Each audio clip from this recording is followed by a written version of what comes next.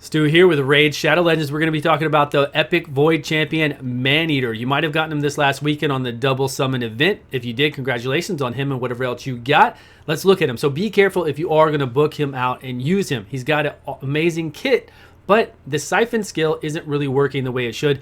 Or really, he's just not using it. He's just using it like one time out of a whole entire run of Spiders 20, Ice Golems 20. I didn't even bring him to Fire Knight because I'm scared he won't do it at all then. Because you want to drop down, right? You want to keep the Fire Knight down, make sure he doesn't come back with the shield. And this would be the perfect guy to do that with. Also in PvP, this guy's a lot of fun. So you're going to see in just a minute after we go over all this stuff, you're going to see me do Ice Golems 20, Spiders 20, and PvP. I didn't do Fire Knights 20 because it's not going to work. And you will see why in a minute. So his skill 1 attacks only one enemy, but if you crit on that one enemy, you will give everybody decreased attack for one turn, which is very strong on Ice Golem. If you can do this on his minion, you're going to crit. You're going to give everybody there decreased attack as long as you don't get resisted, and you're not going to take that much damage from the main Ice Golem. It's very strong. It's just like having decreased attack on the clan boss. It will save you. Believe me, this will save you on the Ice Golem if you're having problems, as well as Ancient Blood. So it makes you unkillable, your whole team, for 2 turns, places a block debuffs buff on your whole entire team, which is, again, very, very strong. He does take a little bit of damage, but I don't even notice it. So it's super good to have in PvP. Ice Golems, Spiders, even to block the poisons to make your people unkillable, and Siphon. So this is his main draw for me. I love this unkillable. I love this in PvP. You're going to see it. It's a lot of fun. I also wanted to come in, though, on a 3-turn cooldown, deplete somebody's turn meter, get another turn, make this kind of like a 2-turn cooldown on the Spider boss, right? And just auto the Spider boss and make it much easier on an auto team, or make it faster on an auto team so the Spider doesn't heal, but he will not do the skill. So we're going to jump into that later. Very good leader skill for Aura skill for dungeons, 33% HP. Masteries. We're going to go over Masteries quick. If you're going to use them in clan boss, if you're going to use them on an unkillable team, then you're going to want to get crit damage. You're going to want to go down to War Master.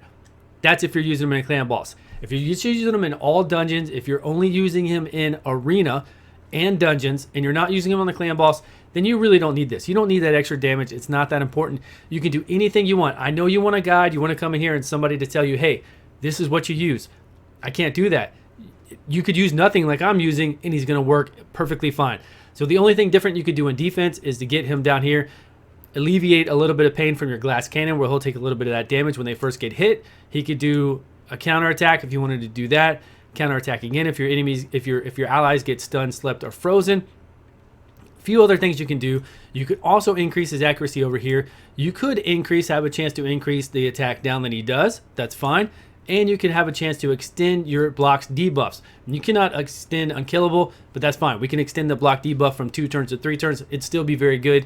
Always pick up Evil Eye if you're going to be here. That way, whenever you hit somebody with a skill 1 for the first time, he'll try to drop their turn meter by 20%.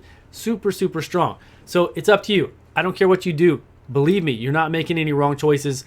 Do whatever you want to do with him. You got it right. There's no real reason to put fancy artifacts on him like Stun or Provoke too, because he's attacking one person, and then he's buffing everybody up. So there we go. Let's jump into those other things. Now we're getting to it. Okay, so Maneater on Ice Golems. Here we go. He's going to protect your team. He's going to, stop them from debuffs, taking debuffs. He's going to stop them from dying as well, which is helpful. So if you have a team in here, you're struggling with Ice Golem, bring Maneater. I really think he's going to help you out. I really think he's going to help you with the waves. Obviously, I went through that first wave really fast. If I went through it a little bit slower, he'd be ready to do his unkillable and block debuffs right away again on the team. It's on a 5-turn cooldown, which really isn't that bad because it's going to take you maybe 5 turns of rotation, 4 or so, to take care of a wave with a normal team without somebody coming in here and just blasting the team. So let's see if we don't kill ourselves. I've been having problems with this team killing itself. My guys will do the AoE on the reflect. If she doesn't do that burn soon enough, right? Okay, so here we are at the boss. Good, this was a fast run, really fast run. So what I want to see is if Maneater ever does Siphon. For some reason, he won't do his skill 2 very often. Now you'll see it say, okay, we got that decreased attack. Now this is what I was talking about. You got that 50% decreased attack on the actual Ice Golem itself. This is golden. You need this. If you're ever dying to Ice Golem a lot, obviously AoE from Battle doesn't help, but Maneater does not AoE. He only does that one single hit, and if he crits on it, then he gives everybody decreased attack, which can save your butt. Trust me, it can save you so much. It'll make it to where, well, I'm not getting it right now. You already lost it. Look at that. Seer is programmed to take them out even if she can take them out and then still survive and go for the boss. That was great. I love seeing that. 50% decrease, so we're good to go. So even if he did it with one champion up, even if he hits us later on when we have decreased defense, it still is a tremendous amount. It lowers his damage by so much. It's like fighting the clan boss. You need to have that decreased attack on the boss to help you out a tremendous amount. But I am telling you right now, I have not seen our boy Maneater do a skill 2 in forever. I don't know why. It's a single target. It depletes the turn meter. It's there. It's always off cooldown. He never does it. I don't know what it's about. Always. I don't know if they just have him set to prioritize his skill 1 to do the decreased attack because it's on a 1 turn. Maybe they have it that way for the clan boss because you can't take the clan boss's turn meter. It won't work. So maybe they have it. It just doesn't make sense though because he's used everywhere else besides the clan boss. If I'm fighting Fire Knight and he never uses it, I'm gonna get really mad. If I'm fighting this boss, even still, he should be using it on the side champions. It's single target. He can be increasing his turns, doing more block, doing this right, more unkillables and more block debuffs. If he's sucking up their turn meter, I just don't get it. I don't know why he would not do that. Why he always prioritizes attack and never does a skill 2. To me, that really blows my mind. You should never have a champion. It's like Septimus in Clan Boss, where he never does the one where he skill 2 where he does damage based off of enemy max HP. I have people complain about it all the time, and now I finally feel their pain. I see what they're talking about because our boy here, Maneater, will not do the siphon. He just won't do it. I don't know why. It's a single target attack. He should steal this guy's full turn meter, give it to himself, and come back around for his other skills faster. And it would be fine. He doesn't need to prioritize always doing skill 1. I just don't understand it. But as you can see, so we have block debuffs up. We have it from Seducer as well. Here he goes again. He's casting it again for himself. He is a very strong person for Ice Golems. To give you that decreased attack, to give you this unkillable and the block debuffs. The block debuffs is so strong. The unkillable is strong in case you have a sticky situation on the waves or on the boss here. And get that attack down. And I really hope this will help out your team. So if you have him, try him out here. Try him out in Spider. See if he will deplete the turn meter on the Spider. I don't think he's going to do it very often on auto, if at all. I've done it so many times and he didn't do it. So I don't know what to think. I just don't know what to think about him doing this siphon thing. He just doesn't do it very often.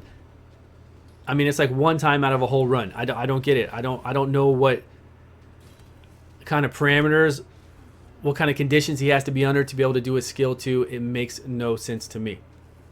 But that's it for Ice Golem's run. It wasn't too bad. It's a slow run. We've got Seducer in here. We've got some other people here. Kind of a slow run. I've killed the boss much faster than this. This isn't going very well. They should already be doing their hard-hitting attacks. We should already see Royal Guard. Should have killed him a long time ago. Pretty much take him out in one hit when he's this low. But there we go. So we are good. Maneater is making it happen. So what I did is, instead of Apothecary, normally you see me come in here with my Arbiter, my Apothecary, speed it up, boom, boom, boom. Instead, we're going to do Arbiter, Unkillable, and no debuffs. And then we're going to do our gig with our Seer. So right now, if we would have taken enough damage, if this would have really been a sweet Skull Crown to kill somebody, they wouldn't have died. So that would have been good. And now I've got these buffs to soak up, to do damage, and these as well. Probably not the best person to have Seer on here with this kind of a team, because I do have another turn I could survive. I could have an Ethwe in here trying to do damage. I could have somebody else in here to do AoE damage, but that is okay. Let's see what we do. 114k on that Sir Nick. Seer, if somebody has high HP in Arena, they're done. They're done. If you have buffs to take off them, they have high HP. Wow, how did she survive with her? She must have resisted, or she wasn't down low enough when that happened. Let's see if we can suck her turn meter. Yeah, give that to me. All right. All right. That sounded kind of bad. So let's see what we've got. A little bit safer. As long as they don't have a Ray, as long as they don't have a Seer, as long as they don't have somebody that can come in and strip everything, then we are okay. Somebody like Kymar can strip buffs. Whoever else. I can't think of them all right now. But if they've got those, then obviously I wouldn't want to put this team in there. I'd want to maybe put my Apothecary back in here to go faster and not worry about covering. But right now, if he's fast enough, I can make these guys actually pretty slow. I don't have to worry about this stuff too much, right? Because I block debuffs. Wow.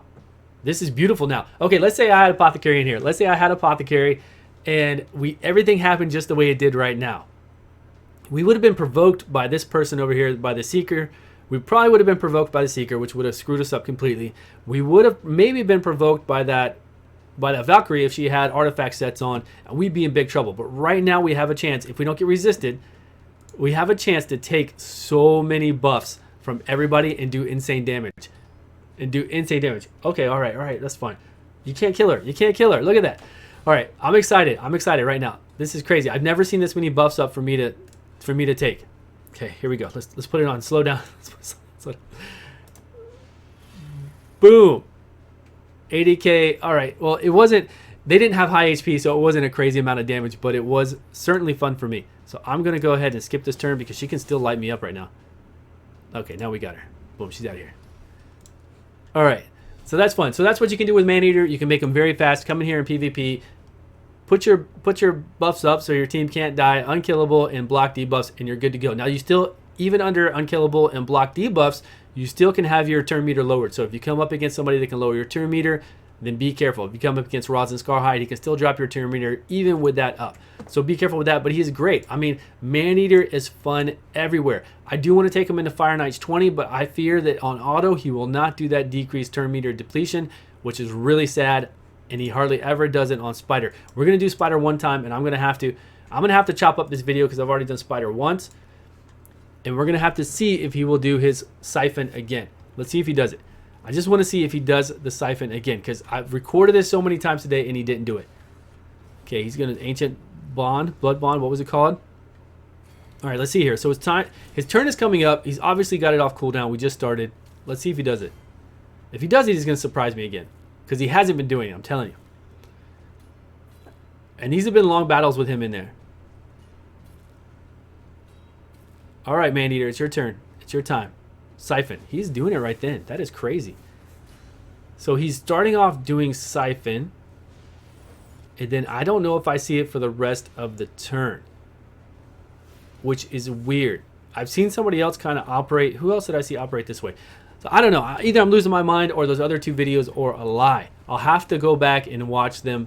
But I'm glad I saw it here. So he is doing his Siphon. Now when he has it back up, will he do it again? We'll see. We will see about that. Because I'm telling you,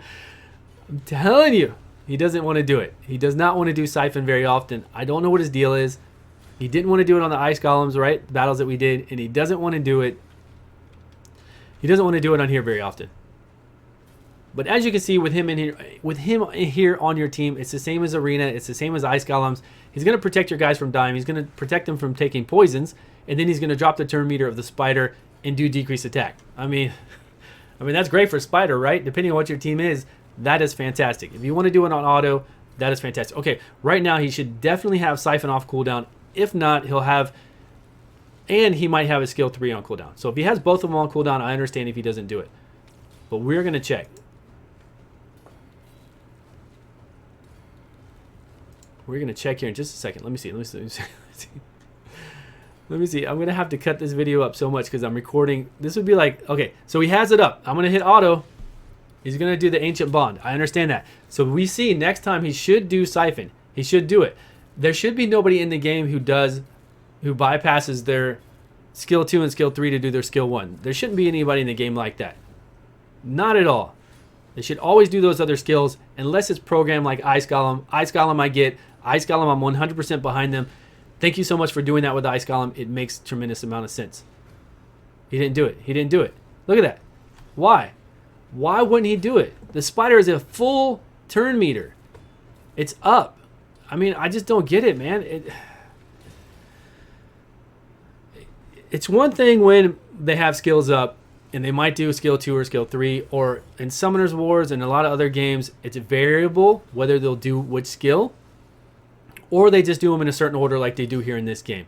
But being that this guy just did 2 turns in a row that he will not soul siphon when he could have already done it on the Spider and stopped her from healing, and this would have been an auto fast run, which I can deal with. I'm looking for an auto fast run because I don't want to manual it in 30 seconds or whatever. I'd rather just do auto and go do something else. But the fact that he won't do this really gets under my skin. Really gets under my skin. I'm telling you. I don't get it. She's already got the attack down. Not only for 1 turn, it's for 2 turns. So she took it from Arbiter, right?